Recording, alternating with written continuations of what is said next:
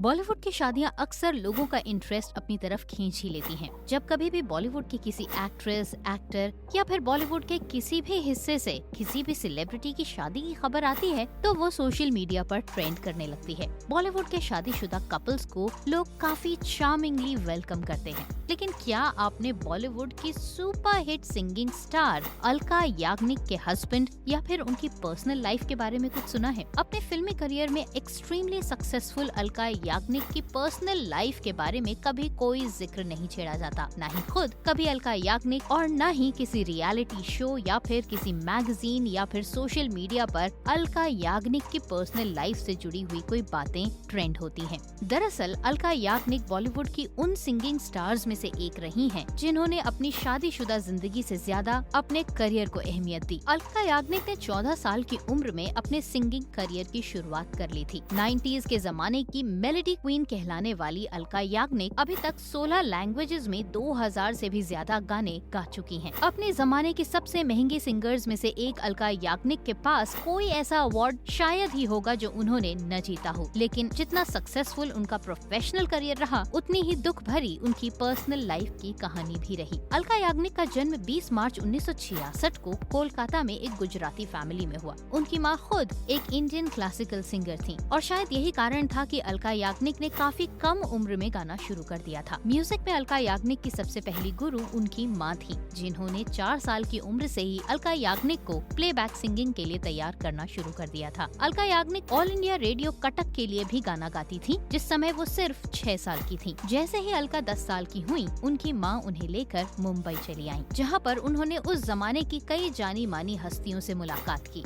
लेकिन हर किसी ने अलका याग्निक की मम्मी को ये कह के मना कर दिया कि अभी अलका याग्निक की आवाज मैच्योर्ड वॉइस नहीं है, लिहाजा उन्हें कुछ समय बाद ट्राई करना चाहिए। जिसके बाद अलका याग्निक की माँ शुभा कोलकाता के एक फिल्म डिस्ट्रीब्यूटर का लेटर लेकर राज कपूर से मिली। राज कपूर ने अलका की आवाज सुनते ही उनकी आवाज को पसंद कर लिया और उन्हें भेज दिया उस जमाने के मशहूर डायरेक्टर लक्ष्मीकांत प्यारेलाल के पास। अलका याग्निक की आवाज ने लक्ष्मीकांत जी को भी मोह लिया और म्यूजिक डायरेक्टर लक्ष्मीकांत ने अलका याग्निक की माँ के सामने 2 ऑफर रखे। या तो Alka Yagnik immediately as a dubbing artist काम करना शुरू कर दें या फिर कुछ समय बाद as a singer. Alka Yagnik की माँ अपने डिसीजन को लेकर फर्म थी, लिहाजा उन्होंने अलका याग्निक के लिए दूसरे ऑफर को स्वीकार किया और उसके बाद अलका याग्निक की फिल्मी दुनिया में शुरुआत हुई। साल 1986 में अलका याग्निक की मुलाकात एक बिजनेसमैन नीरज कपूर से हुई। नीरज कपूर से उनकी मुलाकात तब हुई जब अलका याग्निक दिल्ली में एक प्रोग्राम के सिलसिले में आई हुई थी और वहाँ पर उन्हें रेलवे स्टेशन पर रिसीव करने के लिए आए नीरज कपूर, जो कि अलका की माँ की फ्रेंड का भतीजा था। पहले ही मुलाकात में अलका और नीरज ने एक दूसरे को पसंद कर लिया और उसके बाद एक दूसरे से बातचीत और मिलने का दौर शुरू हुआ। नीरज जब कभी भी मुंबई आते थे, अलका से उनके घर मिलने जरूर आते थे। जब अलका भी किसी ऐसे शहर में होती थी जहाँ नीरज होते थे तो उनसे जरूर मिलती थी। 6 महीने तक इन दोनों ने एक दूसरे से मुलाकातों का दौर यूं ही जारी रखा और उसके बाद फाइनली दोनों ने ये रियलाइज किया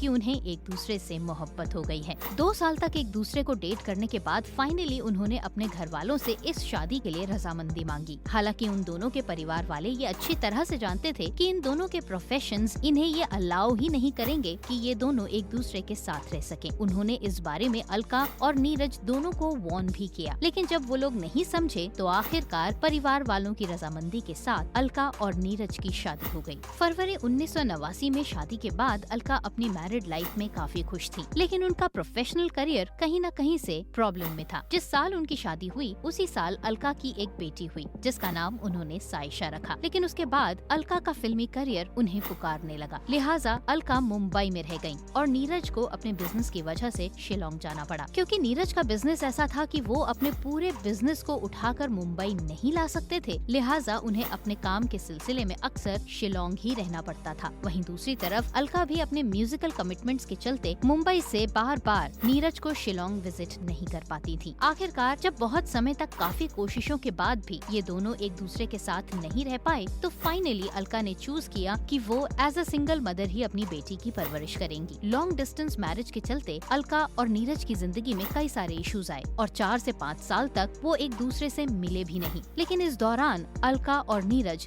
दोनों ही अपने कामों को लेकर काफी सिंसियर और सीरियस रहे। अलका ने फिल्म इंडस्ट्री में बुलंदियों को छुआ तो वहीं नीरज भी अपने बिजनेस में काफी अच्छा कर रहे थे। ये दोनों एक दूसरे से मिलते तो काफी कम थे, लेकिन बावजूद इसके इन दोनों का प्यार एक दूसरे के लिए कम नहीं हुआ और इन्होंने कभी भी एक दूसरे से तलाक नहीं लिया। शादी के कई सालों बाद अब भी अलका और नीरज एक दूसरे को बेहद पसंद करते हैं और उन्हें इस बात का कोई अफसोस नहीं है कि उन्होंने एक दूसरे से शादी क्यों की, क्योंकि अलका शादी के बाद भी अपना ज्यादातर समय मुंबई में बिताती थी। इसी वजह से वो अपने परिवार के बेहद क्लोज थी। अलका याग्निक की जिंदगी में एक वो दौर भी आया था जब उन्होंने गाना बिल्कुल बंद कर दिया था। ये वो समय था जब अलका याग्निक के पिता की मृत्यु हुई थी। अलका याग्निक पिता की मौत के बाद गहरे डिप्रेशन में चली गई थी और उन्होंने गाना बिल्कुल बंद कर दिया था। फिर अलका याग्निक को वापस से उनका हाथ पकड़कर म्यूजिक इंडस्ट्री की तरफ वापस खींचने वाले शख्स कोई और नहीं बल्कि थे म्यूजिक डायरेक्टर अन्नू मलिक, जो कि उस समय फिल्म रिफ्यूजी के लिए एज अ म्यूजिक डायरेक्टर काम कर रहे थे और रिफ्यूजी में अभिषेक बच्चन और करीना कपूर के लॉन्च को लेकर काफी सीरियस थे। उस जमाने की सिंगिंग सेंसेशन अलका याग्निक से वो फिल्म रिफ्यूजी का गाना गवाना चाहते थे,